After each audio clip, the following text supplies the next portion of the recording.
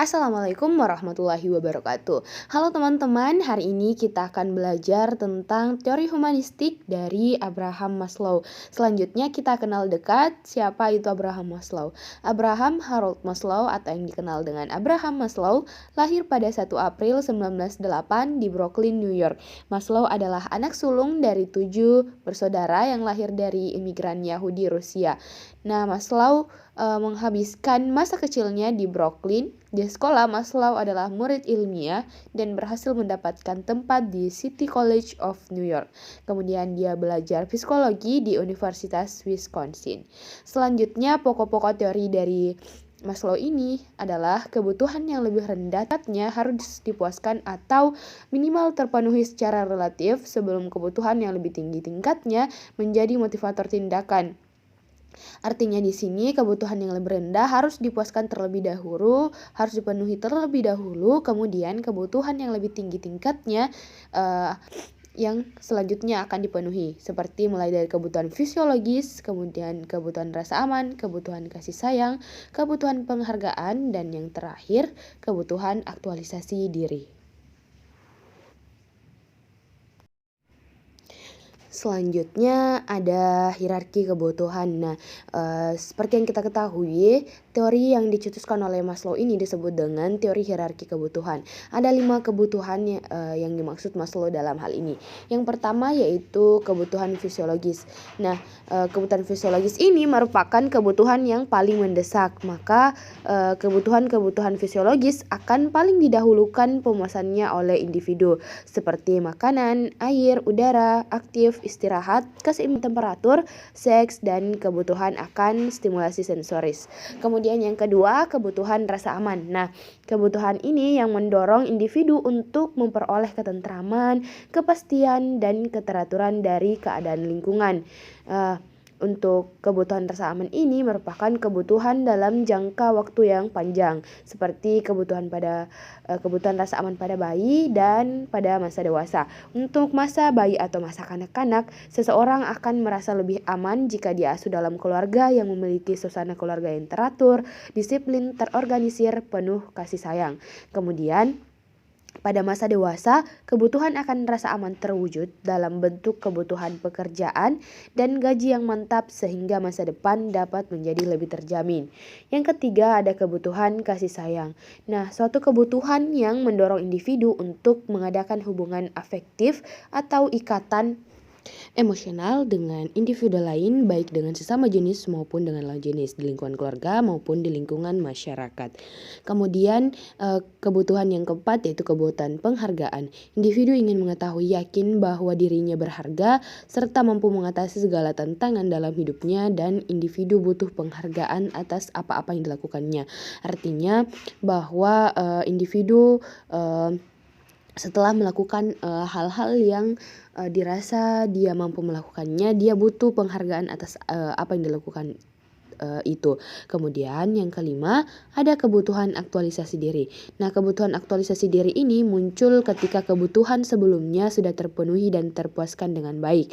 Artinya ketika setelah kebutuhan fisiologis, rasa aman, kasih sayang, dan penghargaan ini sudah terpenuhi, maka selanjutnya akan muncul kebutuhan aktualisasi diri. Untuk itu, hasrat individu untuk menjadi orang yang sesuai dengan keinginan dan potensi yang dimilikinya.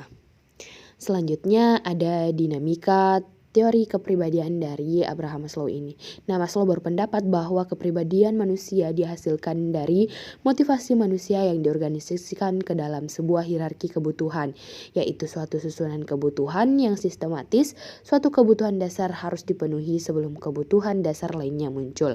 Ada 4 karakteristik dari kebutuhan. Yang pertama, kebutuhan yang lebih rendah dalam hierarki merupakan kebutuhan yang kuat, potensial, dan prioritas, sementara yang lebih tinggi dalam hierarki merupakan kebutuhan yang paling lemah.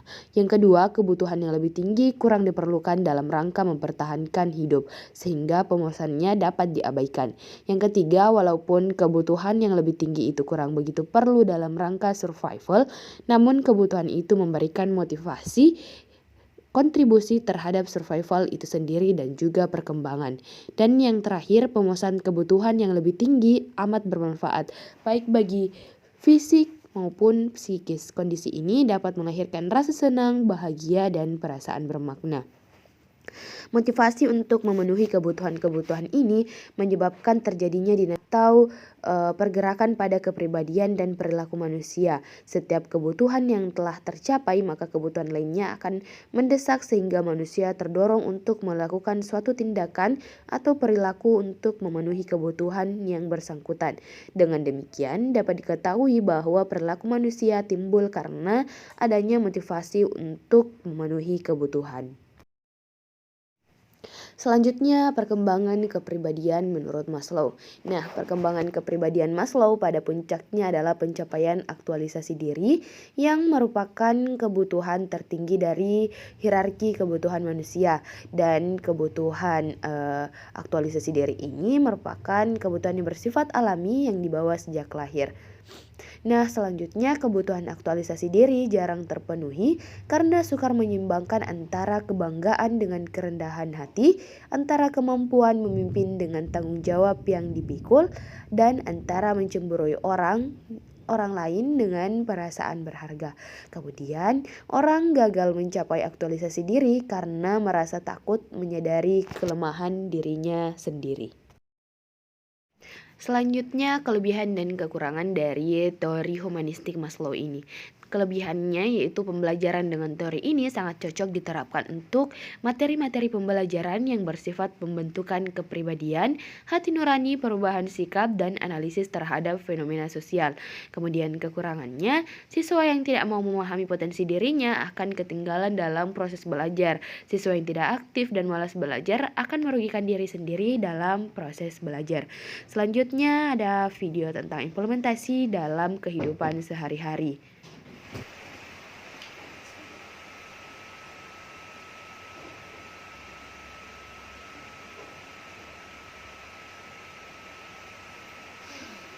Lapar kok. Kayaknya mau gak makan nih, harus gak makan, karena lapar Kak.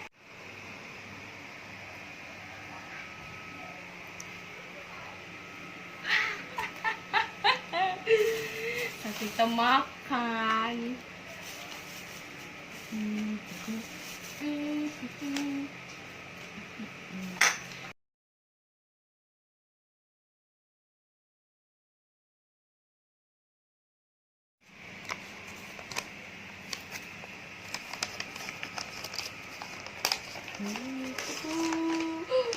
Ayam penyet kesukaanku.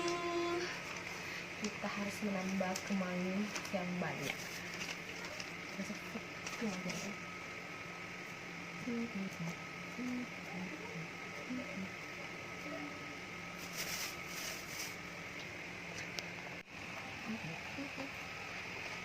Ada sih.